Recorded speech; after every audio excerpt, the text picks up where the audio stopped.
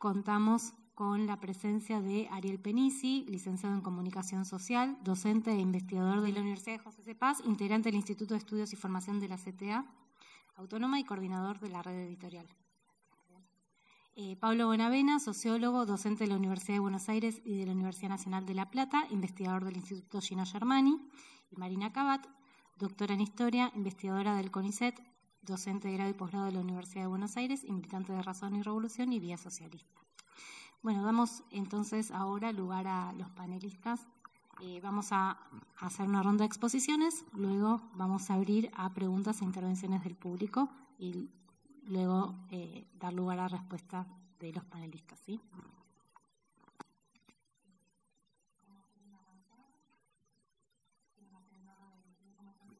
¿Sí? Bueno. ¿Cualquiera está funcionando? Buenas tardes, ¿se escucha? Sí.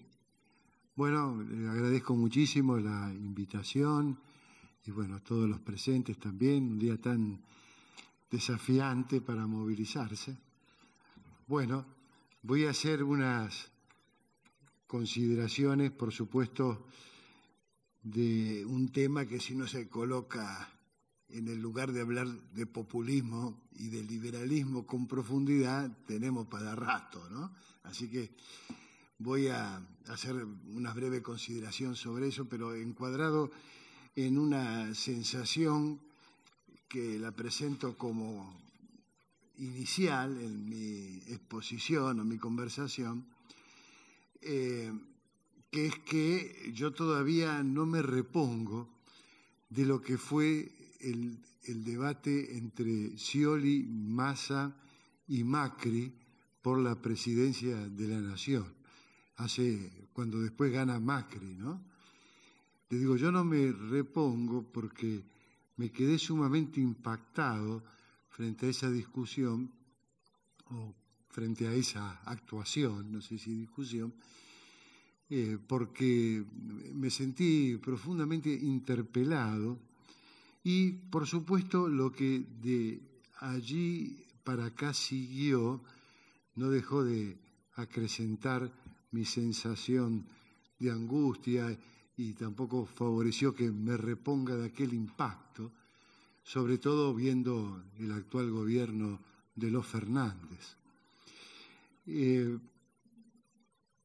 Cuando presencié aquel debate de gente coacheada, con frases armadas del marketing político más elemental, sin programa, sin ideas, sin nada.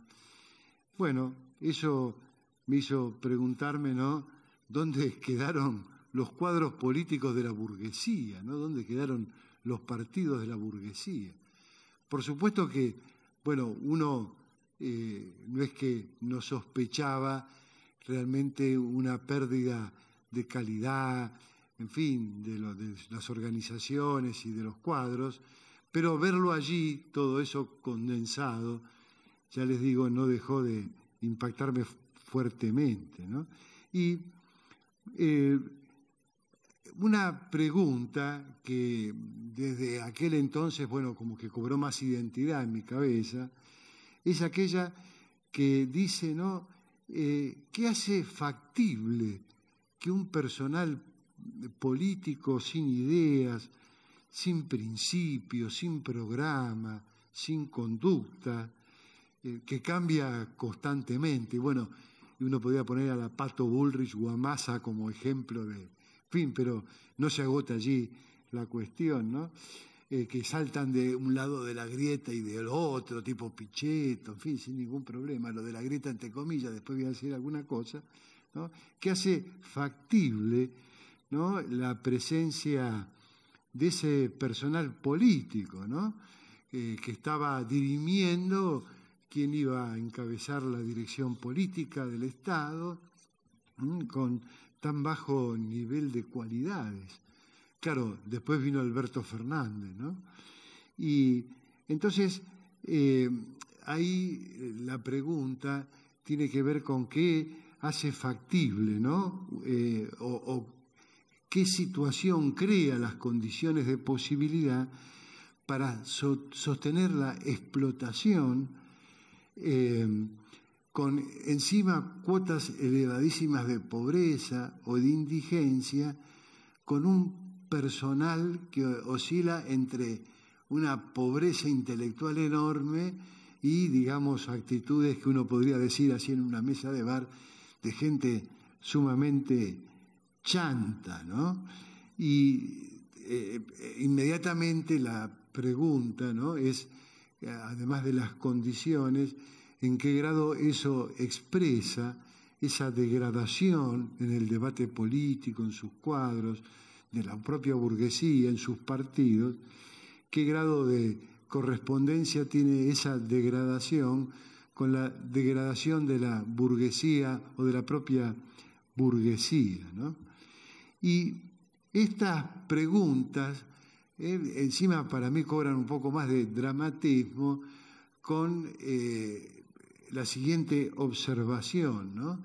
¿Cómo es que eso sobrevive? Lo planteo como pregunta, pero es una observación también, cómo eso sobrevive, ¿no?, en una sociedad tan llena de injusticia por un lado, pero por otro en una sociedad tan llena de activismo. Y después voy a retomar rápidamente esta cuestión del nivel de movilización social, ¿no? Indudablemente, cuando uno sobre estas preguntas hace presente un eje, tal vez el central, que organiza el debate político público, que justamente está sintetizado en la mesa, en el título de la mesa, ¿no?, liberalismo versus populismo, y estamos hablando de una formulación de lo que sería la llamada grieta, ¿no?, que tanta predicamento tiene en la reflexión. Y lo que yo quiero, digamos, enfatizar, que esa polaridad supuesta entre populismo y liberalismo, que, bueno, de alguna forma corta el debate político, ¿no?, tiene realmente un nivel de, si se quiere, de grieta, usando la palabra, discursivo, pero que es mucho menor en el plano de lo real, y que justamente si uno va a aquel debate de los tres presidenciables, que además hoy mismo siguen teniendo indudablemente peso político, bueno, de hecho Massa parecería ser que es algo así como un presidente, ¿no? Si uno recupera eso, justamente va a ver que en realidad hay varias postulaciones, algunas que se ordenan en torno a esa grieta, esa polaridad, populismo y liberalismo, pero que son postulaciones para hacer más o menos lo mismo, más o menos lo mismo.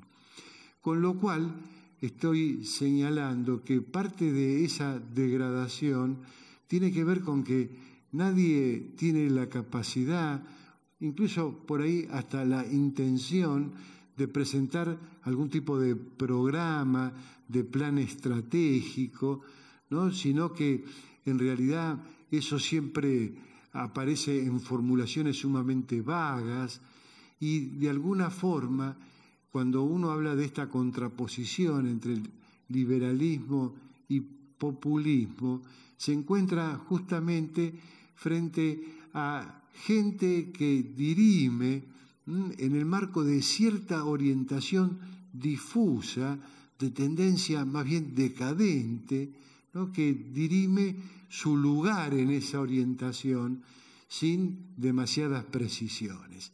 Dicho de otra forma, cuando se habla de esa polaridad, de esa grieta, en realidad expresa mucho más pelea entre bandas políticas, entre bandos, que algún tipo de debate con algún tipo de profundidad. Ustedes fíjense que la formulación del populismo en ese debate. Sobre populismo justamente no voy a entrar en la tentación de hablar demasiado por la escasez de tiempo, pero ustedes vieron que cuando inclusive también se habla de liberalismo igual, hay que hacer una enorme cantidad de precisiones, porque populismos hubo muchos, hay varias periodizaciones sobre la historia del uso de la noción y su aplicación, inclusive, en fin, se diferencia no solo en el tiempo, sino por lugar. En los últimos años, por ejemplo, aparece el populismo latinoamericano, el populismo europeo, el populismo de izquierda, el populismo de derecha, el neopopulismo, el populismo clásico, en fin, podíamos seguir así un rato largo con una serie de consideraciones sobre la localización conceptual del término, pero lo cierto es que cuando aquí se habla de ese debate, ¿no?, populismo versus liberalismo, se hace referencia a una fracción del peronismo y el kirchnerismo, ¿no? A eso se localiza. Y digo una fracción porque ahora Pichetto, por ejemplo, estaría en el bando, en fin, contrario, más vinculado a el otro polo sobre el cual voy a hablar. Y efectivamente, entonces, allí, bueno, la localización del populismo tiene que ver con el peronismo, que suele ser además presentado en ese debate como aquella fuerza que genera un desvío histórico en el desarrollo de un capitalismo sano, en fin, potente, y bueno, y con eso se recrea una vieja interpretación muy ayornada y mucho más brutal, mucho más rústica, ¿no? Pero allí queda entonces planteada la identificación. Y sobre el bando del liberalismo, en esa polaridad, por supuesto, y hago una muy breve alusión, ¿no? El liberalismo también tiene mucha significación y siempre se dice, por ejemplo, no es lo mismo ser liberal en la Argentina que en Estados Unidos de Norteamérica, y así podíamos seguir un rato largo, pero acá en la Argentina encuentra, yo diría, tres formulaciones ese bando, que tiene que ver con, digamos, por un lado, un perfil que enfatiza lo republicano, la calidad institucional, el republicanismo, y por otro lado aparece, digamos, en el liberalismo otro bloque que se autoidentifica en términos de lo que sería cierta ortodoxia económica, y finalmente un tercer bando en expansión, que es el llamado, digamos, liberalismo libertario, que, bueno, a través de la figura, por ejemplo, de Milei, para poner un anclaje, también va cobrando presencia y bastante importante en el escenario, pero sobre estos dos bloques, ¿no? Y, bueno, uno que le imputa al otro, en el caso del liberal le imputa al populista justamente una vieja, digamos, atribución que se le asigna al populismo, que es que, en fin, es autoritario y violenta la calidad institucional, es antidemocrático, ¿no? Y desde el bando del populismo, el populismo en este tipo de coordenadas que señalé, se habla de que del otro lado hay insensibilidad social y hay un desprecio del Estado, y eso es importante, y desde allí se postula un capitalismo en serio, un capitalismo humano, un capitalismo propiamente dicho, digo, recordando inclusive algunos discursos de Cristina, ¿no? Esta polaridad, entonces, yo lo que quería señalar es que no se corresponde a un debate profundo sobre la orientación del capital, ¿no? Sino que más bien para mí son peleas entre distintas bandas que más bien, digamos, transitan una gran orientación en un perfil decadente, digamos, carente de plan, y por eso nadie, ¿no?, en fin, plantea un proyecto y un debate con independencia, en fin, inclusive de una proscripción, o de, en fin, que tiene que ver eso con hacer un planteo y desarrollarlo de forma militante, ¿no? Fíjense que no es casual que el debate político se reduzca en muchos casos, inclusive a veces también en la izquierda, a una pugna entre personas, ¿no? Larreta, que va a ser Patricia, que va a ser, en fin, Kicillof, Cristina, ¿no? Casi una discusión de personas donde se evapora toda referencia a las clases, pero también orientaciones programáticas o planes o estrategias de mayor envergadura, ¿no? Entonces, en fin, ahora, este espectáculo degradado y degradante, ¿dónde encuentra condiciones de posibilidad? Porque, sobre todo, como yo les señalaba, en una sociedad con tanta injusticia y con tanto activismo social, ¿no? Y bueno, lo que quiero decir como cierre, y espero haber sintetizado un poco lo que quería decir con alguna lógica coherente, ¿no? Es que nosotros tenemos en la sociedad argentina, y para los que estudiamos el conflicto, la movilización, etcétera, ese es un dato muy relevante, un nivel muy alto de movilización. Esto tiene alguna forma preponderante, como es, por ejemplo, la movilización, la marcha. Ustedes fíjense cómo este tipo de acción prolifera día a día, bueno, desde asociado a la situación de la guerra por el narcomenudeo en Rosario, hasta, en fin, el juicio a los rugby o algún otro juicio y muchos problemas de los cortes de luz, etcétera. Enseguida hay una enorme cantidad de movilización y claro, en fin, ¿no? Entonces, frente a ese panorama, ¿por qué uno no ve todavía, por lo menos, un grado mayor de crisis, de gobernabilidad, etcétera, ¿no? Y justamente digamos, la fortaleza de ese personal político intercambiable, que puede ser neoliberal, liberal, estatista, en fin, pero que uno siempre tiene la impresión que primero son de ellos mismos, ¿no? Ese tipo de personal y de, digamos, de constitución de gobiernos y de partidos tan débil, se asienta, digamos, también en la contrapartida, que es la debilidad de quienes podrían, de alguna forma, violentar esa decadencia con una acción política y tratar de buscar algún rumbo contrario a esa degradación, ¿no?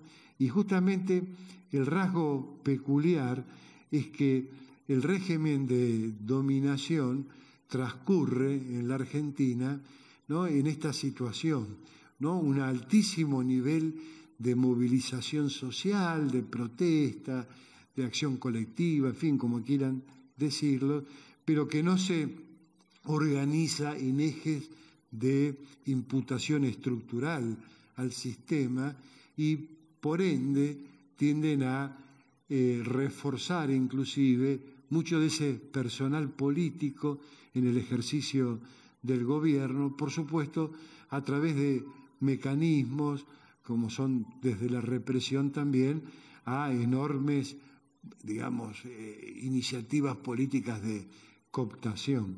Entonces, bueno, se da esa peculiaridad, ¿no?, que, en fin, de alguna manera las condiciones de posibilidad para que ese personal, en fin, tan mentiroso, degradado, sin argumento, en fin, que ni siquiera hacen buena demagogia, permanezca allí con su debilidad, tiene que ver con la contrapartida, ¿no?, que todavía esa, en fin, gran predisposición que hay para la movilización no ha encontrado ejes de articulación y de imputación, digamos, al gobierno y más estructural que de alguna forma, digamos, logren alterar un proceso decadente, ¿no?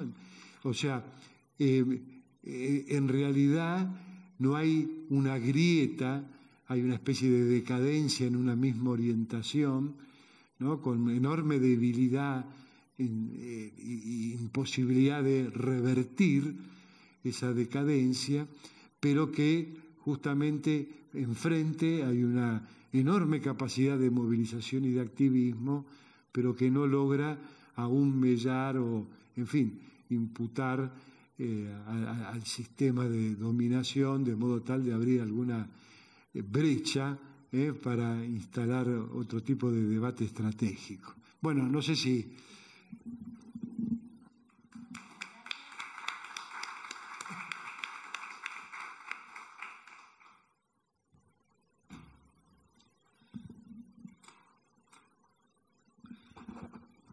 Bueno, yo quería arrancar hablando sobre la relación que tiene el populismo con el liberalismo, porque estamos hablando de algo que, por un lado, aparece como estar en las antípodas, pero que al mismo tiempo tiene una relación, y el crecimiento de este nuevo liberalismo, digo nuevo liberalismo porque en la Argentina es de alguna manera una novedad la existencia de un liberalismo popular, de un liberalismo que pueda convocar a gente a actos públicos, que tenga ese soporte popular que Alzogaray hubiera soñado y nunca había conseguido.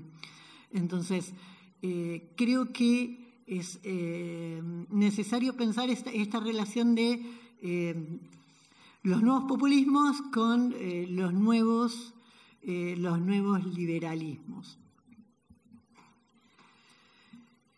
Y ahí no quiero detenerme en el origen de estos nuevos populismos, solo señalar que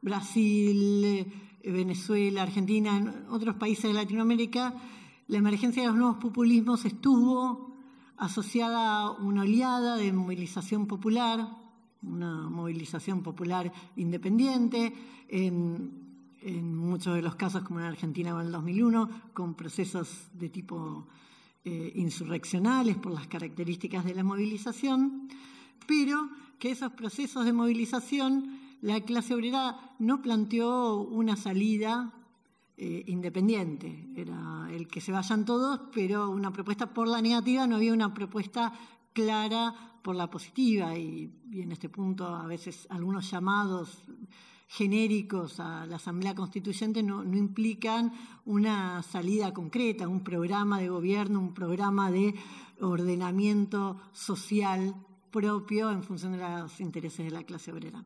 Entonces, ante la ausencia de esta alternativa, lo que emergen son alternativas pensadas por el elenco político burgués que en el contexto de los tiempos se mueven un poco hacia el sector más progresista, hacen más concesiones a la clase obrera y tienden a ganar el apoyo de todo el centro político y gran parte de la izquierda también. Entonces, son movimientos populistas que en sus inicios sobre todo, después a veces eso se va erosionando un poco, pero sobre todo en sus inicios tienen un fuerte apoyo de movimientos sociales, sindicatos y pequeños, medianos grupos partidarios o sociales englobados genéricamente en el mundo de la izquierda, que sin embargo se incorporan, no necesariamente ellos con la perspectiva de subordinarse, pero se incorporan a movimientos cuya dirección es muy difícil de disputar por la misma dinámica de construcción política de los populismos, desde el mismo personalismo y centralización política personal individual de estos movimientos. Y estos movimientos populistas que lograron este apoyo tan amplio van, con el correr del tiempo, a terminar engendrando este nuevo liberalismo. Por distintas razones. En algunas me voy a detener un poquito más, en otras no solo menciono. En primer lugar, por la incapacidad para resolver la crisis económica y, por consecuencia, su gestión del gobierno y su gestión del agravamiento de esa crisis económica. En esto, si quieren, después lo discutimos, pero quería enfocarme más en los procesos políticos. Así que lo dejo ahí enunciado. En segundo lugar, estos nuevos populismos engendran el liberalismo por su éxito en fagocitar a todo ese mundo de la centroizquierda, del progresismo, de movimientos sociales, esto de que aparece, incluso dicho en los dirigentes como en Cristina, bueno, a la izquierda aparece la pared. No es que necesariamente sea así, pero el éxito en atraer hacia su seno a un arco político muy amplio en la centroizquierda genera la percepción de que a este populismo no hay salida, no hay otra salida en el centro, en la izquierda, que la única salida es por derecha. Que cualquiera que sean los problemas que enfrentan el populismo, la única salida es por derecha. Esto es visualizado así por el éxito que tuvieron estos populismos en fagocitar otras alternativas en el campo progresista, por decirlo genéricamente. E incluso en la izquierda, que se mantiene la vieja izquierda trotskista, que pueden mantenerse por fuera, se mantiene por fuera en el campo del terreno electoral, pero ideológicamente extraccionada a los mismos tópicos, la misma agenda, la misma forma de resolver los problemas, y por lo tanto queda en ese mismo campo del populismo. Una tercera vía por la cual los nuevos populismos dan lugar a la emergencia del liberalismo, y acá voy a hablar más específicamente de Argentina, que es donde sigo los datos, es por la forma en que se ha profundizado la fractura de la clase obrera en las últimas décadas, ¿sí? Bajo estos gobiernos populistas. ¿Qué es lo que obtenemos? Ya existía el trabajo en negro en la Argentina y venía creciendo tendencialmente, pero después del 2001 ha pegado un salto muy grande, no ha dejado de crecer, incluso en los mismos espacios estatales, quienes somos de ATE, de empleados públicos en distintas jurisdicciones, lo sabemos muy bien, un empleo en negro que no para de crecer y que al mismo tiempo que hay más trabajadores en negro, la brecha de condiciones laborales, condiciones salariales entre trabajadores en negro y trabajadores en blanco se ha ampliado, ¿sí? Lo que genera una profundización de esa fractura de la clase obrera. Una fractura que el liberalismo va a explotar. Cuando Milei apela a tratar de decirle a un trabajador, vos con tus impuestos pagás la AUH, pagás los planes sociales, está hablándole al trabajador en blanco del sector privado que paga el impuesto a las ganancias y impulsándolo a que ataque a trabajadores desocupados, a trabajadores en negro que cobran la AUH, etcétera. Esa popularidad del liberalismo está fundada en gran medida en esta profunda fragmentación de la clase obrera argentina, que es lo que ha dado lugar a que el liberalismo trate de explotar esta fractura enfrentando a un sector de la clase obrera contra otros. Algo que a veces de otra manera el mismo populismo también hacía al decir, bueno, ¿cómo querés que deje de cobrarte el impuesto a las ganancias a un docente, a un empleado público, a un trabajador de banco? Pues si hago eso, le tengo que quitar la AUH a otros. Sobre esta fractura que se ha ido agigantándose, se han montado ambos, populismo y liberalismo. Un cuarto elemento ha sido, yo había dicho al principio, la ineficiencia para resolver la crisis económica, pero también la ineficiencia para resolver otros problemas sociales acuciantes. A algunos de ellos se ha destinado dinero, porque por más que no sean los porcentajes óptimos del PBI, no podemos dejar de reconocer que se ha dirigido recursos a educación, ¿sí? Que hay en las escuelas públicas, están, al menos en provincia de Buenos Aires y Capital, están llegando libros, cosa que hace 30 años no pasaba. O sea, mi hijo todos los años le dieron 3 libros cada año en cada grado en la escuela pública, y eso está pasando. Pero, sin embargo, la educación no para de caer en picada.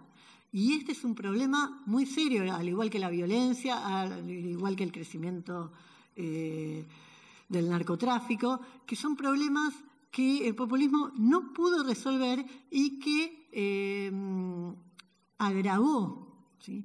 Agravó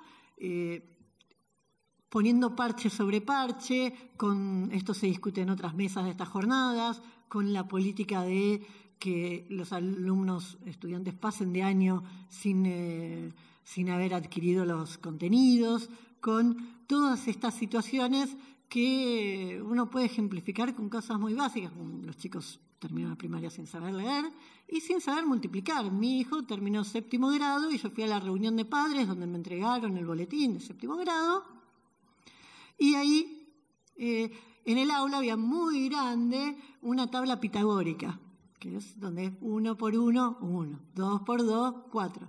Los chicos de 7º grado hicieron todas las evaluaciones de 7º grado con esa tabla pitagórica gigante en el salón de clases. Puesta ahí, ¿para qué? Para que los chicos que no saben multiplicar 1 por 1, 2 por 2, 3 por 3, pudieran resolver el ejercicio y de alguna manera apareciera como que supieran multiplicar cuando no saben ni las tablas más básicas. Y esto no es un problema menor en la discusión política. Yo llamo la atención del caso de Brasil. En Brasil, en las elecciones de 2018 que ganó Bolsonaro, el elemento educativo tuvo un rol central en la campaña. Pensemos que el candidato que llevaba el PT, Haddad, había sido ministro de Educación del PT, ¿sí? Entonces, era el responsable de la política educativa que había tenido el PT en esos años. Y hubo una gigantesca campaña del bolsonarismo en torno a la educación, con un movimiento macartista, Escuela Sin Partido, que tenía un componente macartista de denunciar la discusión política en las escuelas, pero también denunciaba la degradación educativa que el PT permanentemente negaba y señalaba en estas cuestiones discursivas de relato de que estaban mejor que nunca. Y entonces todos los partidarios del PT fue yendo a votar a las elecciones con libros de Freire bajo el brazo. La educación tuvo un lugar central. Precisamente por eso, por la decadencia de la educación, por el no reconocimiento de esa decadencia, por políticas que lo agravaban, y esto es algo que obviamente el liberalismo explotó. Lo mismo que la política de identidad, que fue otra política de estos nuevos populismos. Si uno piensa en los viejos populismos, los populismos clásicos, el peronismo clásico, Cárdenas, Vargas, hubo en su momento uno puede discutir un montón de cosas, y yo personalmente lo hago. Escribí un libro discutiendo el peronismo histórico, pero no cabe duda que se montan estas experiencias sobre una serie de concesiones que no son simbólicas, que son importantes, que tienen que ver con ciertos derechos laborales, con ciertas experiencias. A falta de la posibilidad de dar mejoras reales, tangibles en ese sentido, estos nuevos populismos dan mejoras simbólicas parciales para grupos muy minúsculos. Y ahí la política de la identidad y, la educación está mejor, u otra cosa está mejor, porque tenemos el documento X, o hay un baño transgénero en una facultad o en un colegio. Y esto fue otra de las cuestiones que el liberalismo explota, porque no son cuestiones menores. O sea, hoy en la Argentina hay normativa que hasta para el acceso a un trabajo en blanco formal en empleo doméstico, o sea, para limpiar casas y limpiar casas en blanco, hay un beneficio especial y una política de promoción a personas trans. Entonces, hay una política de derechos particulares que se extiende a distintos ámbitos. ¿Sí? Hoy lo están discutiendo porteros y porteras de escuelas, si tiene que haber prioridad para ciertas personas o no, que esta política posmoderna fue impulsada por estos populismos y a la mayoría de la gente que no tiene un derecho especial a tener un empleo en blanco por alguna particularidad, le suenan sospechosas y que son explotadas por el liberalismo, por personas como Milei, que impulsan un igualitarismo bestial, ¿sí? Prefiero que no haya un derecho especial para nada, que nadie tenga derecho, que seamos todos iguales en esta ausencia de derechos total que pregona Milei. Milei es una figura muy particular, se le ha dado rienda suelta, se le ha dado muchas alas para hablar en los medios por todos lados porque conviene, porque para que después alguien venga y diga cuál es el justo medio, que el justo medio en política no existe, pero bueno, para que alguien establezca el justo medio todo depende de cuán lejos se hayan ido los extremos. Y con la izquierda súper moderada que tenemos y con una derecha que se le da alas, Milei que puede decir cualquier barbaridad ya filofascista y tiene prensa para eso, cuando en muchos casos está haciendo apología del crimen, bueno, se lo deja ir bien a la derecha con ese discurso, cuestión de que sea más fácil presentar la política de derecha como el centro o como una política social progresiva. Ahora, hay un problema que quienes le dieron alas a Milei hoy tienen problemas en cortárselas. En el mismo campo del liberalismo hay toda una disputa que aparente ser una disputa personal, pero que es la disputa de cómo va el liberalismo a llegar al gobierno. Milei dice solo, ¿sí? A lo Bolsonaro, a lo Trump. Expert, los Murphy buscan una alianza con el PRO. Y el sector más cercano a Maslatón está buscando repetir la experiencia de los 90, tomar un peronista y transformarlo en un liberal. O sea, lo que pasó con Menem. Y obviamente hay varios peronistas muy factibles de ser transformados en liberales, pero ya está Massa semigobernando la Argentina y tenemos esta posibilidad muy, muy tangente, muy inminente. Frente a esto, ¿qué ocurre con la izquierda? La izquierda está tremendamente golpeada, yendo a menos, desmoralizada, en parte sintiendo que la derrota de este populismo, que la derrota del kirchnerismo es su propia derrota, o sea, que el retroceso del populismo y el retroceso del kirchnerismo lo vive como su propio retroceso. Y es que lo es, porque la izquierda trotskista, la vieja izquierda argentina en general, ha compartido y ha hecho carne y ha hecho bandera de todas las banderas del kirchnerismo, abandonando otros intereses generales en la clase obrera, incluso haciendo banderas de cosas que pueden llegar a ser una bandera, pero no es la principal bandera, mientras que la mitad del país se sumerge en la indigencia, en el hambre, en la falta de empleo. Entonces, ¿qué es lo que creo y creemos en general en Vía Socialista que es posible hoy? Bueno, es posible confrontar con este consenso liberal, porque no es cierto que la población ha sido ganada a las ideas liberales. La población está rechazando las experiencias recientes con el populismo, pero no está abrazando las ideas liberales. Cuando le preguntan a la gente por qué quieren votar a Milei, te dice en las encuestas, porque cree que va con el Estado a resolver vivienda. O sea, la gente quiere a alguien que le resuelva el problema, que se diferencie de las experiencias previas. No ha abrazado el consenso liberal. Entonces, nosotros tenemos que cuestionar ese consenso liberal, plantear que los problemas de la clase obrera no son responsabilidad de otros grupos de la clase obrera, que son responsabilidad de la burguesía que nos ha gobernado, que la crisis económica está dada por que el Estado vive subsidiando empresas privadas ineficientes que no sirven para nada y que esos subsidios se gasta el doble de lo que hay de gasto público en asistencia social y que el Estado puede tomar esos recursos y directamente gestionar vivienda, empleo, emprendimientos productivos que saquen a la Argentina de la crisis. Y esa es una perspectiva que nos puede permitir empezar a construir una fuerza social, un proyecto amplio que pueda darle una disputa a esto y que le pueda darle una salida a la clase obrera.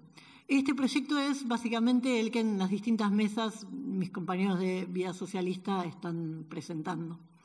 Así que nada más por ahora y gracias por escucharme.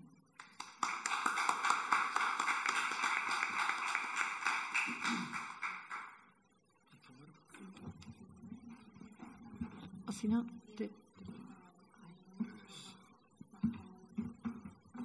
Bueno, hola. ¿Se escucha? No sé. Bueno, yo voy a simplificar mi intervención para no extenderme demasiado. Tomé unos apuntes antes de venir que me doy cuenta ahora que pueden leerse perfectamente y así no me extiendo y después si hay algún tipo de conversación puedo ampliar. Desde el punto de vista de quienes asumimos como intolerable la subordinación del trabajo y de los deseos colectivos al capital, el liberalismo no es un problema mayor. Es simplemente un ideario que para algunos goza de algunas herramientas útiles para este momento histórico en un país conservador. No hay que olvidar que en La riqueza de las naciones, en 1776, Adam Smith, algo más de 10 años antes que la Revolución Francesa, anticipó el mal que los revolucionarios burgueses traían consigo, cuando definió al trabajo como las penas y fatigas del cuerpo.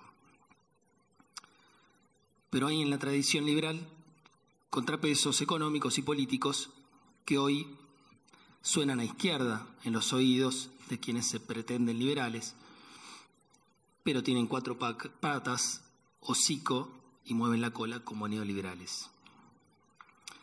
Por lo tanto, nuestra discusión, hoy lamentablemente minoritaria, es en torno al populismo. Digo, nuestra discusión poniendo ese nosotros en un lugar que no se pretende, que no se autopercibe como certero y verdadero a priori, sino de un campo popular dinámico, en disputa y ambivalente. Entonces, tenía que aclarar nuestra discusión. Nuestra discusión, hoy lamentablemente minoritaria, es en torno al populismo. Digo minoritaria porque se habla de teoría, se usa el significante hasta el hartazgo, pero en menor medida se toca lo único importante que es en la discusión del populismo, que es el problema de lo posible, entre el posibilismo y los nuevos posibles. Hace unos 10 años, al calor de las revueltas callejeras de junio y julio en Brasil, en una charla en Río de Janeiro, definía el populismo como el ángel de lo posible. Ni el populismo como irracionalidad de un populacho ávido de demagogia, tal como lo presumen la pobreza de espíritu de la derecha, ni la razón populista como único y sospechosamente vertical conducto para la realización popular. El mayor problema del planteo del teórico argentino residente en Gran Bretaña, fallecido hace unos años, que desarrolló esa idea de la razón populista, fue la legitimación teórica de la transformación del protagonismo social y popular en puras demandas.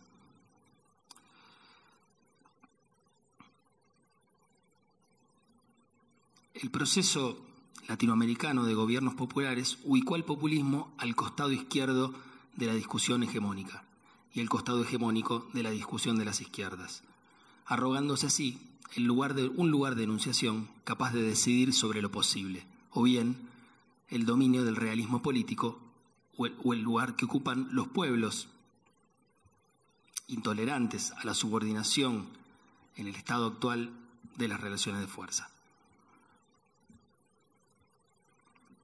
Bueno, mi letra no es muy buena, pero bueno, hacer mala letra es siempre una posibilidad. El problema consiste en hacer de esas relaciones de fuerza una categoría, consiste en que se hace de esas relaciones de fuerza una categoría estática que nos deja como espectadores. Pero ¿no somos parte activa de eso que algunos llaman relaciones de fuerza? Saber de qué manera somos parte de esas relaciones de fuerza es un desafío desde abajo, nunca una lección de los estrategas, que por cierto solo ofrecen hoy derrotas. Entonces nos hablan de elecciones y de la construcción del frente del mal menor del momento. Pero mal menor no es un criterio universal, sino un razonamiento que solo tiene sentido de manera situada y relativa. Hace un par de años publicamos junto con un antropólogo amigo que se llama Salvador Javelson en 2 partes un trabajo sobre el fin del ciclo de gobiernos progresistas o de raíz popular en América Latina, en un medio español que se llama El Salto, donde, bueno, es un trabajo bastante largo, comparábamos el final de los procesos revolucionarios de los años 60 y 70 en la región con el final del ciclo progresista en estos últimos, el ciclo progresista o como se lo quiera denominar o populista de los últimos 20 años. Y uno de los rasgos que identificábamos como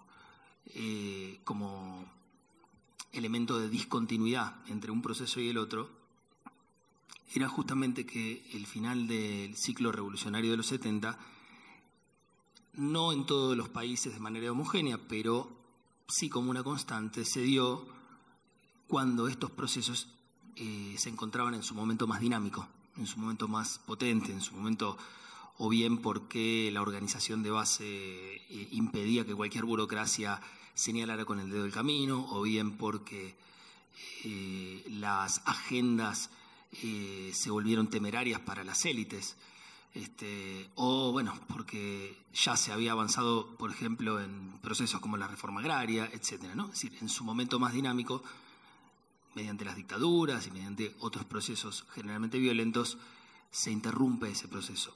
En cambio, el último ciclo progresista se interrumpe en los distintos países en su momento menos dinámico.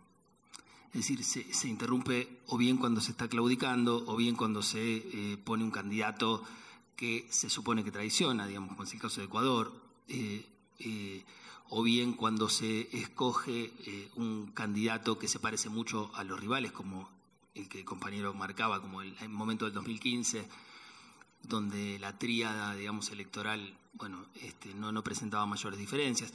Bueno, es decir, en cada país con una característica distinta, pero en general ese final de ciclo progresista se dio en su momento menos dinámico. Por lo tanto, digamos, es interesante también poder hacer una lectura de eso, porque en buena medida el argumento del realismo político o que se pretende pragmático para, evidentemente, para un sector, ¿no? Es justamente aquel que dice que, bueno, no se puede avanzar o profundizar procesos dinámicos, procesos de conquista social, etcétera, porque, bueno, eso ahuyenta a los electorados o porque las relaciones de fuerza no dan, etcétera. Sin embargo, el final del ciclo progresista muestra lo contrario, que es justamente cuando se detienen medidas que puedan ser incluso reformistas o como se las quiera llamar, es justamente en ese momento, el momento en el que se baja el piso de discusión y en el que se produce algo que a mí me gusta llamar la derrota antes de la derrota. Es decir, antes de las derrotas electorales se producen derrotas en los propios procesos populares por distintos motivos, y yo me parece que no hay que eximir acá a nadie de ser parte de estos procesos, digamos, ¿no? Uno puede hablar de la dirigencia política, puede recordar aquella frase que dice: si no es con los dirigentes a la cabeza, es con la cabeza de los dirigentes, etcétera. Pero más allá de esa cuestión y de la sintomatología contemporánea, desde mi punto de vista, este tipo de personajes pequeños como Milei o como que fueron mencionados, digo pequeños porque recordaba una frase de Theodor Adorno, ¿no? Un gran teórico perteneciente a esa corriente que fue la Escuela de Frankfurt, que analizando la televisión decía: la televisión es un mundo de enanos, ¿no? Y bueno, estos enanos, digamos, sin perjuicio por supuesto de ningún tipo de burla física ni nada de eso, estos enanos de espíritu son, me parece, parte de una sintomatología, ¿no? Que tiene que ver con la crisis de la representación política, con la pérdida de capacidad de los estados y de los sistemas representativos de producir sentido y de producir un tipo de sujeto que a su vez sea capaz de reproducirlo. Es decir, hay una serie de cuestiones ahí que creo que es importante señalar. Y por eso digo que es importante mirar, como decía Dolina, marcame a los míos, digamos, ¿no? Es decir, mirar dentro de los propios espacios, dentro del propio campo popular entendido en un sentido deliberadamente ambiguo, indefinido. Es decir, pienso en categorías como el proletariado o pensar en términos de clase. Es decir, me parece que yo creo que hay una resonancia irreductible, digamos, entre cuando uno habla de campo popular o habla de clase obrera o habla de proletariado. Es decir, no partiría de una definición a priori. Me parece que es un momento, además histórico, que impide, digamos, ese grado de certeza. Bueno, entonces ahora sí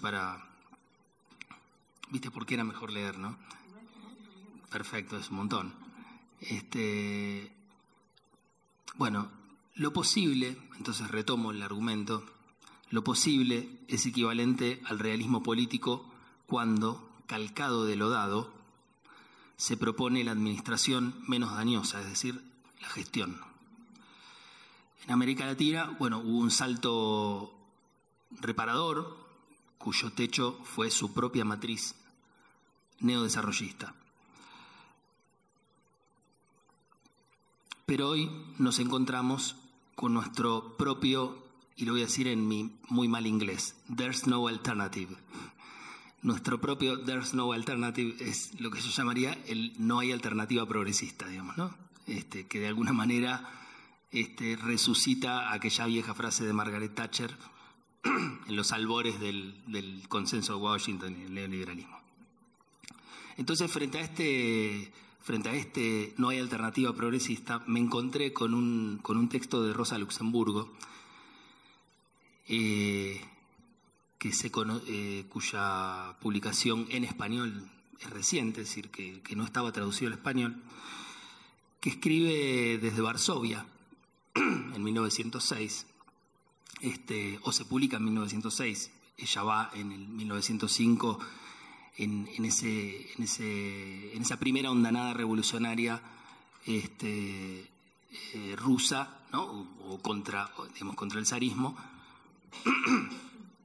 y ella escribe ese texto que se titula Sobre la Constituyente y el Gobierno Provisional, donde sostiene que el trasvasamiento de los límites de lo posible, yo diría por definición, el trasvasamiento de los límites de lo posible no se puede predecir, y que la clase obrera, ante el surgimiento efectivo de tales condiciones revolucionarias, debe estar a la altura de ellas. Cita el Manifiesto Comunista cuando dice que en este momento para la clase obrera no hay nada que perder salvo sus cadenas.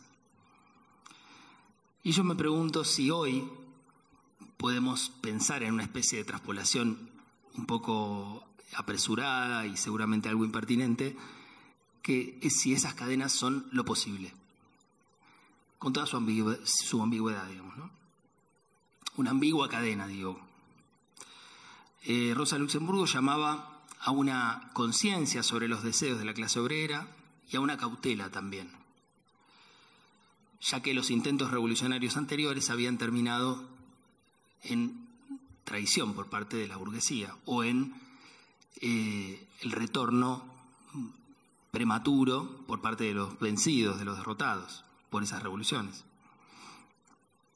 Y de ese modo los principales agitadores fueron devueltos a una condición más bien marginal, mientras la burguesía ocupó el lugar de la política, arrogándose, como decía antes, la decisión sobre lo posible.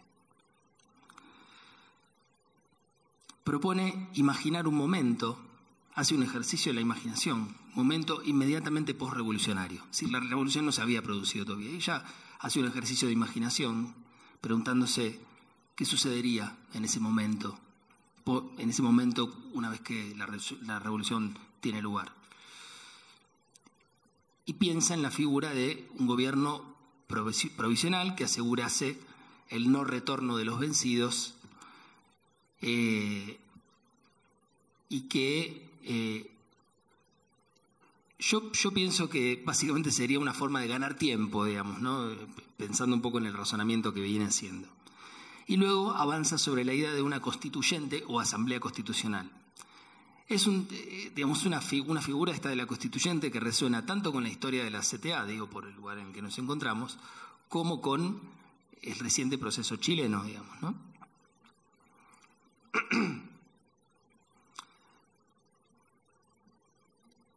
Más allá del lenguaje, digamos, propio de su época, ¿no? y de las imágenes que tienen que ver con su época, piensa en una especie de estado asambleario permanente, una suerte de escenario de formación política a cielo abierto, ¿no? Lo que describe como en ese acto de la imaginación, pero que es una imaginación, por supuesto, que no surge de alguien frente a su escritorio, sino de una lectura histórica que ella hace del siglo XIX.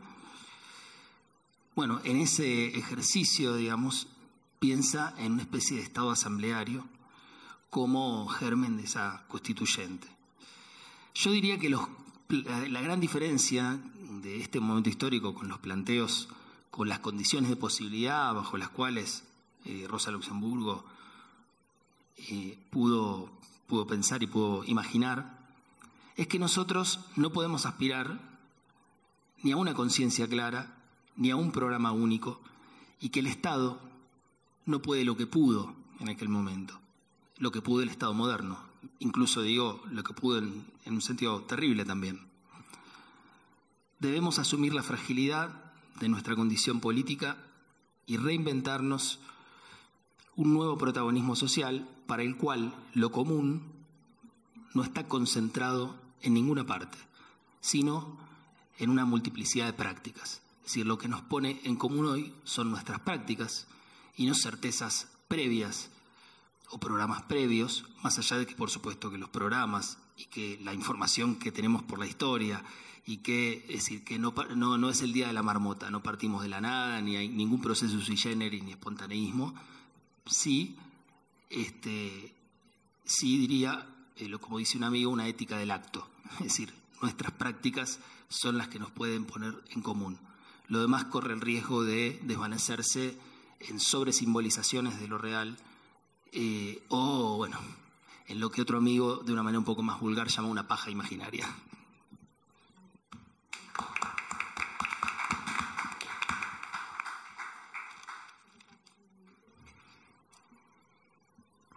Bueno, muchas gracias por las exposiciones.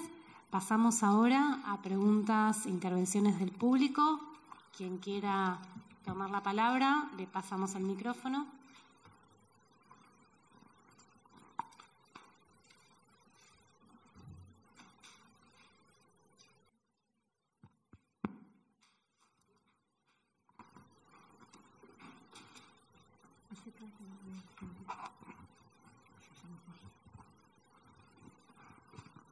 pregunta, profesor. ¿Cómo se llama usted? Ariel. Ariel, ¿cómo definiría la elección de Petro, ya que usted dice que usted hizo un trabajo sobre el final de los gobiernos progresistas, y a su vez, si ese gobierno progresista se encubre cuando se dio la mano con Álvaro Uribe en esa política de paz y amor? La otra es, para el panel, ¿en qué se diferencia el progresismo populismo con el liberalismo o neoliberalismo, se le puede llamar? Si existe liberalismo o neoliberalismo, porque si vamos a ver quienes dirigen la política populista hacia América Latina, ese es el grupo de Podemos, y siempre Podemos tiene la palabra neoliberalismo, que la dirige el señor Pablo Iglesias y compañía, pues.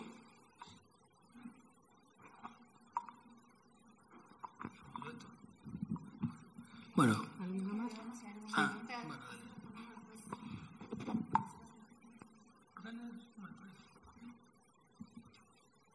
más?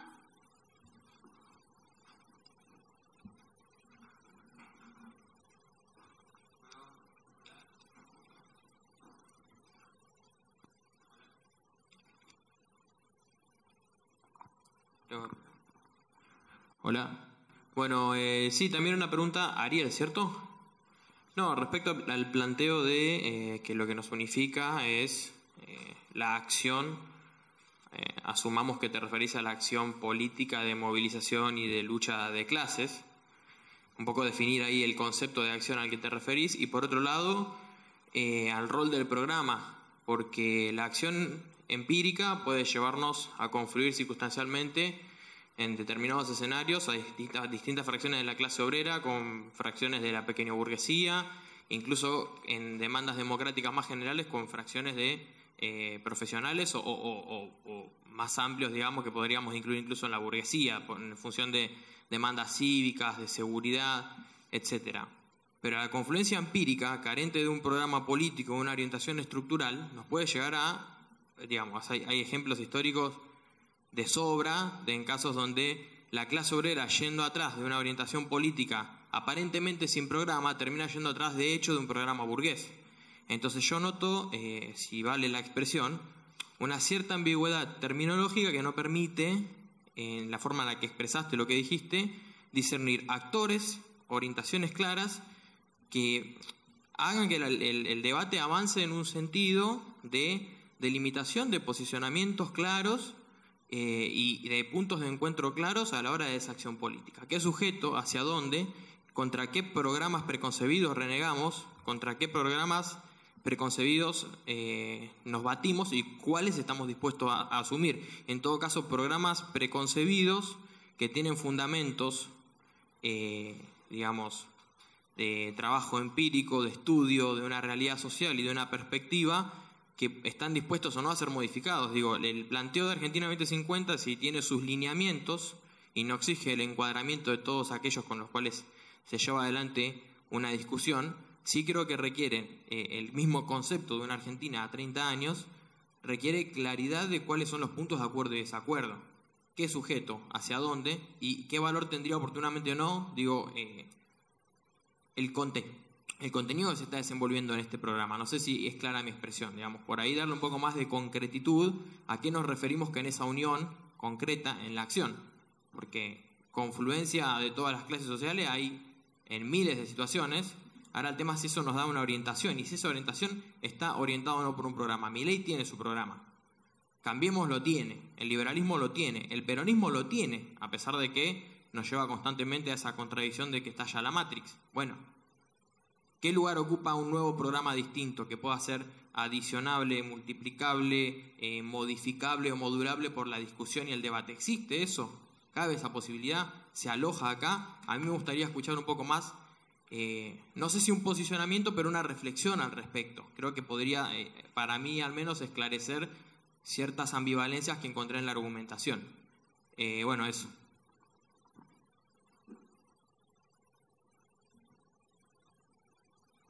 ¿Alguien más?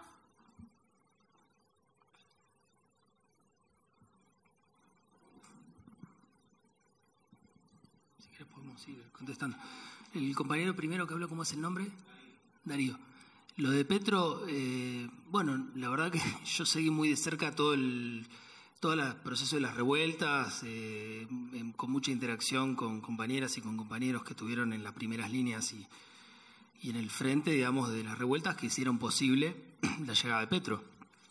Ahora, lo que se vio es con toda claridad cómo el proceso electoral no hizo más que normalizar la situación, que morigerar todo aquello que en la calle se expresaba en carne viva y yo no, por supuesto que en un plano uno puede preferir que sea Petro y Francia quienes gobiernen, y en otro plano uno puede también ver cómo los procesos de agitación, digamos, una vez que encuentran una traducción, digamos, electoral, bueno, pierden algo de su potencia, pierden algo de su dinamismo, su vitalidad, y creo que cuando yo hablo del fin del ciclo progresista, me refiero a que más allá de que pueda seguir, incluso pueda tener sobrevida el progresismo en los gobiernos, como pasa con el caso de Lula o con el caso de Boric, o como en el caso que vos mencionaste de Petro, creo que es una sobrevida que no desmiente el fin del ciclo, digamos. Y después, en relación al otro, no entendí bien la pregunta, pero yo no creo que Podemos, digamos, tenga demasiado que ver con los procesos latinoamericanos. Creo que, en todo caso, Podemos terminológicamente sí pretendió tomar algo de lo que pasó en los procesos latinoamericanos para aplicarlo en España. Yo estuve el año pasado presentando un libro en España y en otros lugares, pero bueno, cuando estuve en España percibí que el proceso de Podemos está terminado, que es una especie de plataforma virtual con un sesgo estalinista, y que incluso hay expulsiones de todas las personas, todos los grupos de Podemos, por ejemplo Asturias, hay una reciente expulsión del grupo de Podemos de Asturias, incluso con un diputado y todo, así que bueno, lo veo en un proceso bastante deteriorado, digamos. Y después, en relación a lo que comentó el otro compañero, bueno, creo que son lenguajes distintos. No creo que yo no considero que podamos seguir pensando en términos de un sujeto unitario. Considero que la ambivalencia no está en la terminología, sino en la realidad. Cuando yo hablo de prácticas concretas no hablo de empirismo, porque no hago esa distinción entre situaciones empíricas y conciencia de clase con un programa. Creo que algunas de esas nociones pueden seguir siendo útiles, pero que hay que complejizarlas. Creo que la clase atraviesa un momento donde el capitalismo produce valor a partir de las capacidades genéricas y por lo tanto proletariza pequeños hechos de la vida, situaciones. Entonces no se puede pensar el proletariado como un sujeto unitario, mucho menos identitario. Creo que Marx no lo pensó así. Creo que Marx pensó al proletariado no como un sujeto identitario que debía tomar el poder, sino como todo lo que despoja de la capacidad de desplegar la propia potencia en relación a los propios deseos, y entonces no se trataba de una identidad. Es decir, planteaste algo que supondría una discusión más larga, y en ese sentido creo que hay una tradición en Argentina como es la unión en la acción del sindicalismo, y que eso no tiene ninguna ambigüedad ni no tiene nada de empirismo chato ni de empirismo despojado de ideas. Creo que hay innumerables situaciones de lucha a lo largo y a lo ancho de nuestro país que tienen la suficiente densidad conceptual, de conciencia, de mirada, como para poder producir interfaces e instancias, por ejemplo, las luchas ambientalistas, las luchas indígenas, es decir, podés ver a lo largo y a lo ancho del país y ninguno de ellos va a potenciarse porque se deje cobijar bajo un paraguas que llamemos programa único con una dirección única. Yo creo que es un momento donde eso significaría una calamidad, significaría básicamente el empobrecimiento de la riqueza que tenemos en nuestros movimientos, en nuestras luchas, y pues creo que hay que partir de la idea que realmente no sabemos cómo hacerlo, y no saber puede ser angustiante, pero también, bueno, puede tener alguna potencia. No es un momento desde mi punto de vista, para programas únicos. Por supuesto que si yo veo ni siquiera los programas. Digo, Cambiemos, no tengo que ver el programa. Gobernaron hace un ratito y hicieron lo que pudieron, digo, ni siquiera tampoco aplicaron su programa, si lo que hicieron fue lo que pudieron, es decir, sumaron más planes sociales porque si no sabían que no gobernaban, es decir, y van a hacer lo que puedan, lo que la sociedad les permita hacer, digamos, ¿no? Porque yo creo que van a ganar las elecciones. Pero creo que el problema no es ni siquiera las elecciones, es decir, porque incluso, de vuelta, el Frente de Todos ganó las elecciones con el cometido de desplazar al macrismo, etcétera. Bueno, un dispositivo electoral ya vimos que puede funcionar, puede desplazar y tener su plaza reluciente, digamos. La izquierda trotskista, como decía la compañera, bueno, forma parte de las mismas agendas. No conozco el espacio del cual hablaba la compañera, pero digo, para mí, digamos, pertenecer a un espacio político, o sea, yo tengo relación con espacios políticos que juega el juego electoral, pero que tampoco tiene muchas perspectivas, porque la gente vota otra cosa, me parece que es un lugar un poco impotente, digamos. Entonces, la verdad que se pueden discutir programas, todos los políticos tienen el discurso de que discuten programas, pero cuando vos vas a luchas concretas que tienen una complejidad, el gran problema que tenemos hoy es cómo se articulan niveles. Entonces, las prácticas son un nivel, digamos, no son algo despojado de programa o despojado de conciencia. Son un nivel que tiene su propia conciencia, que tiene sus propias ideas, que tiene su propio instinto político, que sabe lo que no quiere. Entonces, las prácticas son un nivel. ¿Cómo se articulan los niveles? Porque es cierto que hay un campo de relaciones de fuerza también, donde actúan actores muy pesados, muy grandes, etcétera, y cómo se juega ese juego. Yo no creo que es con una especie de gran convergencia, los frentes vemos que fracasan. Creo que estamos en un gran problema donde no hay que ponerse al costado, donde hay que ponerse en el centro del campo popular con toda su ambivalencia, asumirla, y sobre todo es un trabajo más de orfebre, digamos, ¿no?, que de grandes profesionales de la teoría de la política, digamos, porque es articulación de niveles el problema, digamos. La complejidad nos está pasando por encima. Bien.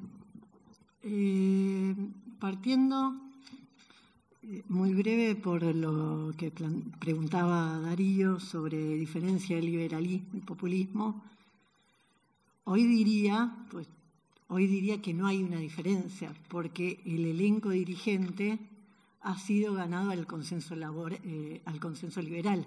Y este consenso liberal abarca todo el espectro político en la Argentina de la dirigencia tradicional, abarca ambos lados de la grieta. ¿Sí? Entonces, frente a eso, frente a que la dirigencia, obviamente los liberales, pero el gobierno que se decía progresista, esta experiencia populista, se suma a ese consenso liberal. ¿Qué hacemos? Y acá está, en el meollo de la cuestión, el punto que planteaba Ariel bien y a mi juicio resolvía mal. O sea, el punto es, bueno, se formó este consenso liberal que trasciende la grieta. ¿Qué hacemos? ¿Qué podemos hacer? Y ahí, citar a Rosa Luxemburgo para decir, bueno, es impredecible qué se puede hacer o qué se va a poder hacer más adelante. A mi juicio, atrás de ese espontaneísmo se esconde mal la idea de no podemos hacer demasiado. Y se esconde mal también atrás de esta idea de bueno, hay que reconocer nuestra propia fragilidad. Yo reconozco nuestra propia fragilidad. Obviamente, reconozco y me duele nuestra propia fragilidad. Muchísimo. Como cualquier militante que se pasa su vida militando. ¿Cómo no va a reconocer un momento de fragilidad en un punto y cómo no le va a doler esa fragilidad? Digo doler, no sufrirla, porque uno ese dolor es lo que a uno le hace moverse. Si no, simplemente lo sufrimos y nos resignamos a eso y esperamos que en algún momento impredeciblemente algo pasa que modifique los límites de lo posible. Pero los límites de lo posible los modificamos nosotros, ¿sí? Tenemos una oportunidad. ¿Por qué? Porque yo conozco la fragilidad propia, pero conozco también la fragilidad de los otros. Conozco la fragilidad de Milei, que está sumando adhesiones, afiliaciones, en base a gente que quiere que el Estado le resuelva el trabajo, la vivienda, la salud. Entonces, las adhesiones que está ganando Milei no son de Milei, son nuestras. Porque ese programa con el cual van a votarlo a Milei, la gente, es el programa nuestro. Tenemos que salir del duelo, de la resignación y salir a combatirlo. ¿Me prestás el libro? Ariel dice, no sabemos. Yo le pediría, por favor, que no hable por todos. Yo no puedo saber hasta el mínimo detalle técnico, por eso convoco estas jornadas. Pero yo sí sé, o creo saber, y en todo caso ahí llamo a los panelistas y a cualquiera del público que me diga, no Marina, estás completamente equivocada, no sabés, por ahí no hay forma. También las jornadas son para esto, para que si estamos tremendamente equivocados, alguien me lo diga y me convenza de eso. Pero yo sí sé qué hay que hacer. Mis compañeros sentimos que sabemos qué hay que hacer.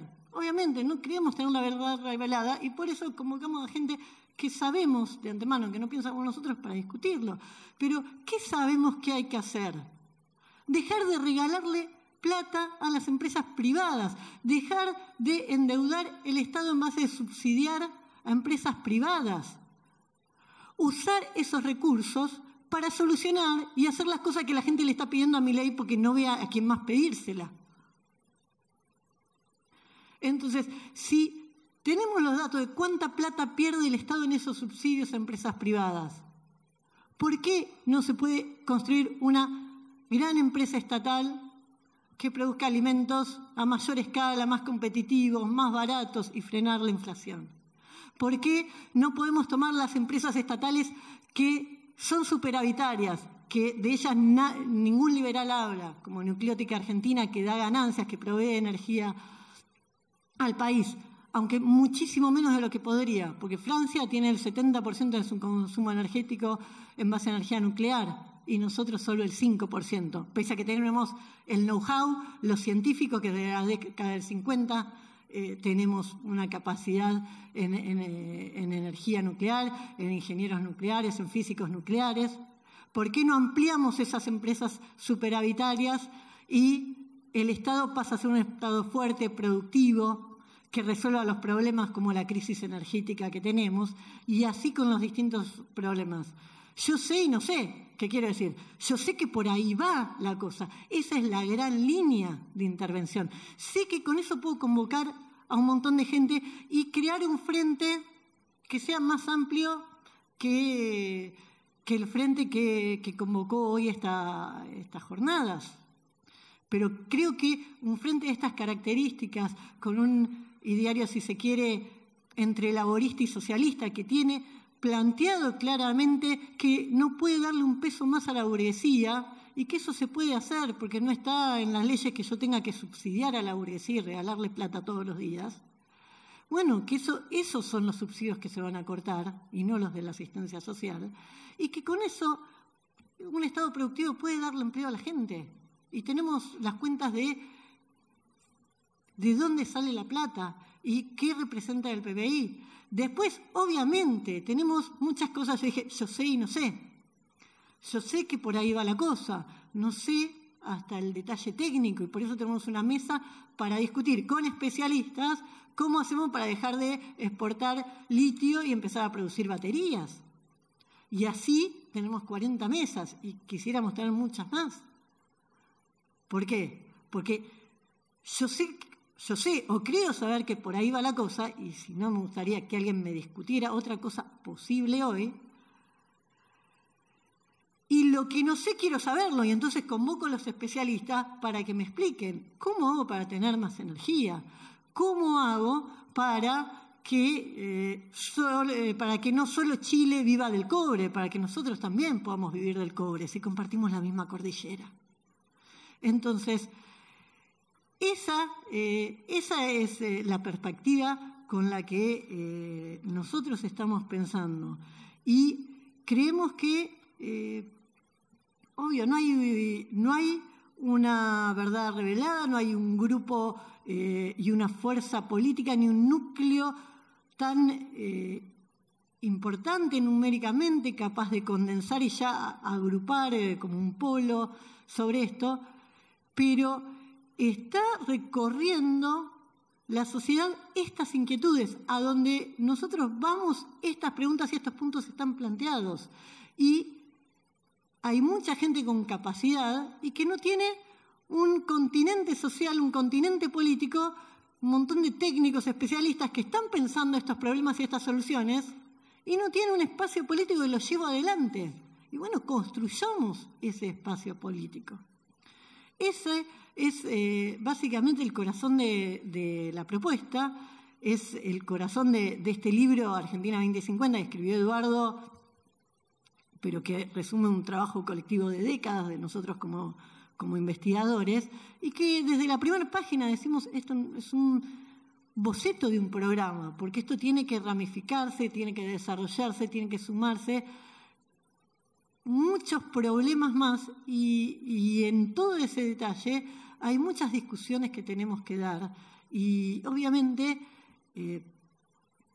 la hacemos desde la humildad de quienes no saben todo, pero sí quieren saberlo todo, al menos colectivamente, porque queremos gobernar.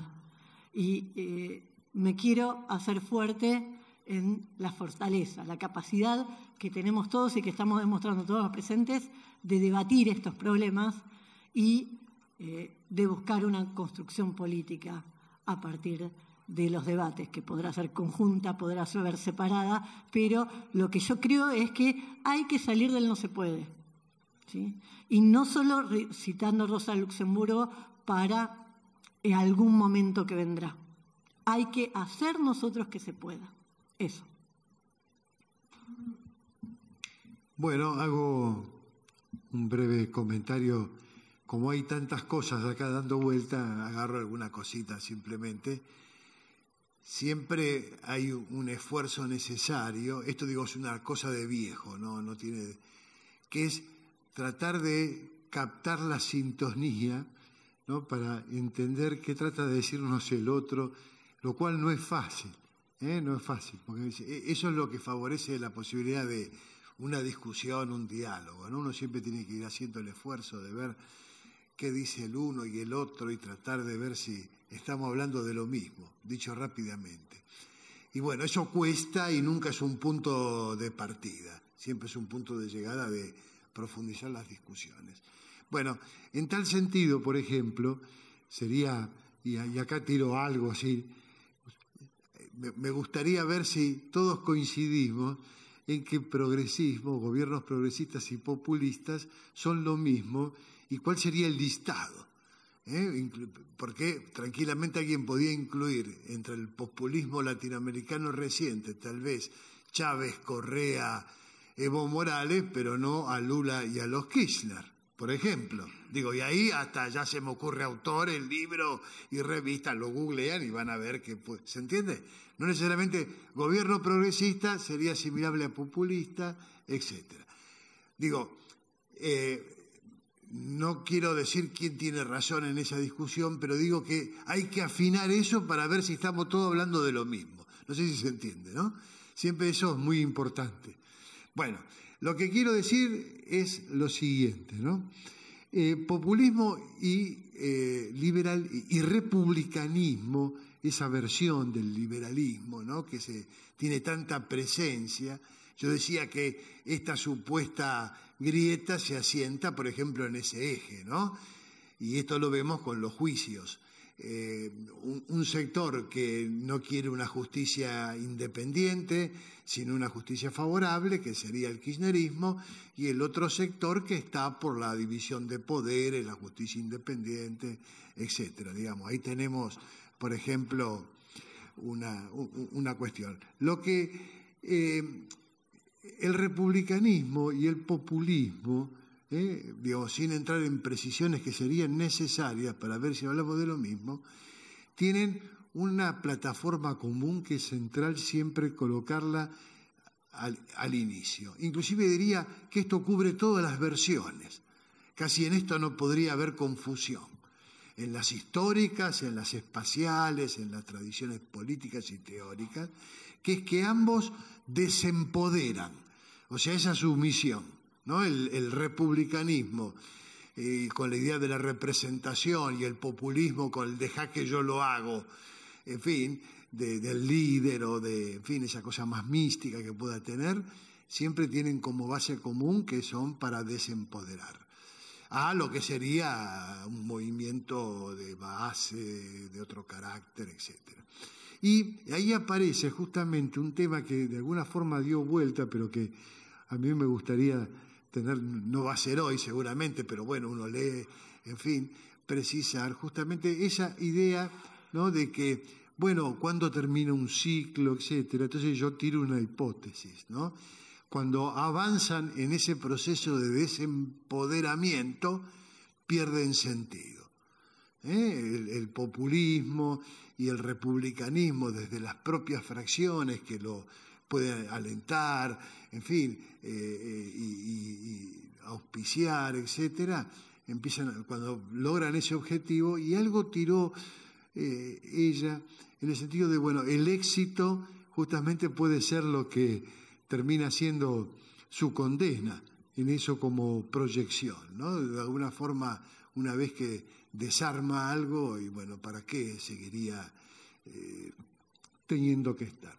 El otro comentario que quiero hacer es respecto de la burguesía, ¿no? Y eso es, a veces uno tiene el supuesto, por ejemplo, de que la burguesía siempre es lúcida, que las distintas fracciones de la burguesía tienen su programa y que los distintos sectores de la burguesía además tienen congruencia entre sus intereses y su programa. En fin, que siempre se ubican en el lugar donde deberían estar según, por ejemplo, sus intereses. Bueno, y eso no es así, ¿no? Esto también lo tiro como elemento para discutir, ¿no?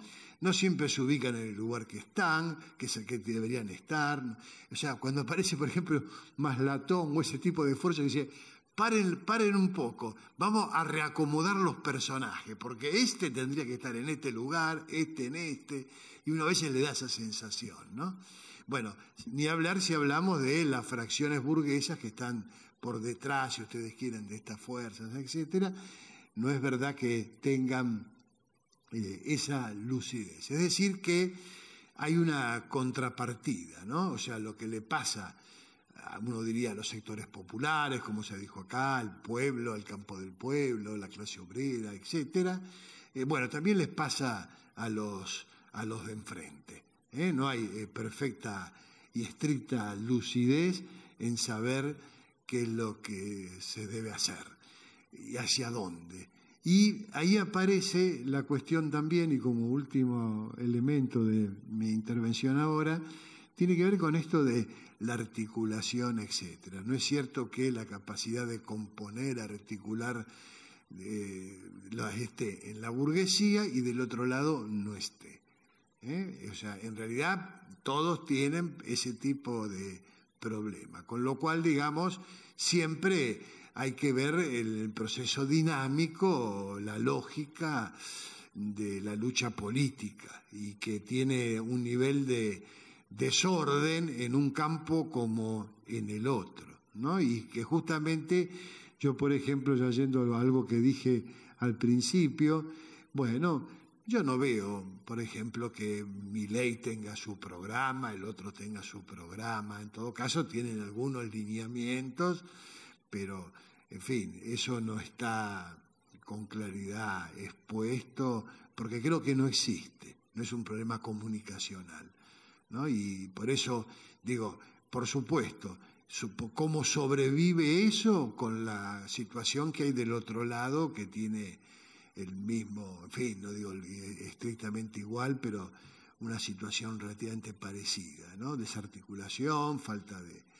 en fin, de una orientación, ejes articuladores, en un país que tiene un nivel de movilización, etcétera, altísimo, que no hay que dejar de perder de vista ese elemento. Una sola aclaración, digamos, que cuando me refiero a la cuestión del no saber, etcétera, me estoy refiriendo a que llegamos hasta acá por la prepotencia del sujeto moderno, es decir, estoy hablando en un plano que no es el de una medida de un gobierno, digamos, ¿no? En la que puedo estar de acuerdo, por supuesto. Son medidas coyunturales. Incluso estoy de acuerdo con muchas medidas que tomó el kirchnerismo, no considerándome parte de ese espacio, digamos.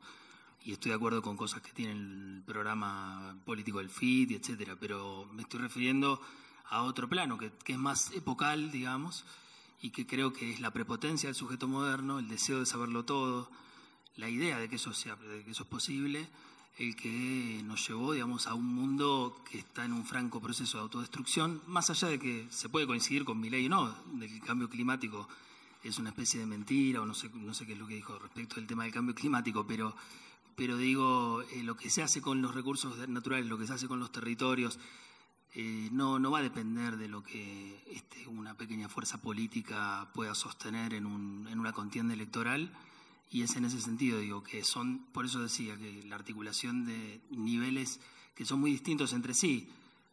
Hay una dimensión que es epocal, yo creo que hay un punto del siglo XVII que hay que volver a pensar, que es el momento del surgimiento del Estado moderno, otro punto del fin del siglo XIX, por eso era Rosa Luxemburgo, que es el problema de la clase y el problema de la organización, las críticas de Lenin. Nosotros publicamos el primer libro de Trotsky, que es un libro 1904, donde hace la crítica de la revolución, digamos, donde después él mismo también contradice sus propias críticas, etcétera. Pero creo que hay una discusión ahí interesante para dar, simplemente, ¿no? Y creo que el problema del no saber no tiene que ver con el espontaneismo, porque hay que realmente subestimar a las personas para llamar espontáneas a luchas que se dan en el territorio y que consiguen echar a Monsanto, que consiguen echar a la lumbrera, que consiguen cosas muy importantes, mucho más importantes que cualquier programa político. Y en ese sentido el problema es ver cómo desde esas experiencias que tienen no propuestas para ser votadas en una contienda electoral, para ocupar un silloncito en un Estado no solo burgués, sino decadente, porque ni siquiera es un Estado potente, es un Estado que decreta que se prohíbe despedir gente, como pasó en la pandemia, y te china, espera que salga el decreto y te despide 1.500 laburantes. Digo, ese es el Estado que tenemos. Así que bueno, el problema es la pregunta por lo que podemos no lo sabemos de antemano. Es decir, tal vez la mayor impotencia consista en creernos que estamos muy cerca de saberlo todo. En realidad la pregunta por lo que podemos es una pregunta materialista, no es algo que alguien le puede indicar a los demás. Pero bueno, yo lo que decía era simplemente esto, digamos, ¿no? En función de, por un lado, el Estado moderno y el sujeto moderno, que creo que son dos cuestiones que deben ser revisadas, porque bueno, es parte de la crisis que atravesamos. Bien. Quizás muy breve parte de nuestra propuesta es no resignarnos a ese Estado burgués, a ese Estado decadente, es quizás aprovechar las contradicciones de este sistema que, así como hace más de 50 años permitieron el acceso a Allende al gobierno, no al poder, pero al menos al gobierno en Chile, y poder llevar adelante otras propuestas, creemos que hay una posibilidad en este marco de, en parte, lo que decía Pablo recién. La burguesía no es clarividente, no sabe siempre lo que debe hacer, por eso se fracciona tanto, por eso se fracciona en los distintos campos, y hay contextos donde ofrece oportunidades, ¿sí? Y entonces creemos que en este momento es una de esas oportunidades, porque si bien la clase obrera no está en la calle haciendo insurrecciones, derribando presidentes todos los días, tampoco está votando a los mismos presidentes que las ajustan, ¿sí? Entonces, no está votando en la reelección de Menem. Te llames Cristina, Macri, Bolsonaro, Lula, Dilma, si lo que haces no me gusta, te voy a votar en contra. Esa es la tónica actual de la clase obrera en Latinoamérica. Y eso genera una ventana de oportunidad. Y que en la historia esas ventanas de oportunidad hay que aprovecharlas. Y que esa oportunidad es la que nos puede permitir transformar un Estado decadente en otra cosa, transformar un Estado burgués en otra cosa. Ganar unas elecciones, ¿qué implicaría? Y una lucha desde el mismo gobierno del Estado por transformar ese Estado burgués y decadente en otro tipo de Estado, en otro tipo de sociedad, y transformar, obviamente, la economía y la sociedad argentina decadente, revertir esa decadencia. Pero bueno, obviamente son apuestas políticas y cada uno tiene la suya, argumento y debate, que como decíamos es lo que celebramos en estas jornadas.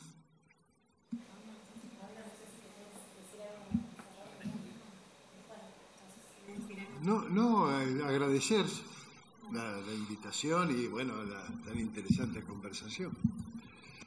Bueno, entonces damos por cerrado el panel. Agradecemos mucho a los panelistas que expusieron hoy. Invitamos al público a continuar en las jornadas, en las siguientes charlas y también, bueno, mañana que vamos a seguir discutiendo todos estos problemas. Y bueno, eso, un aplauso para los expositores.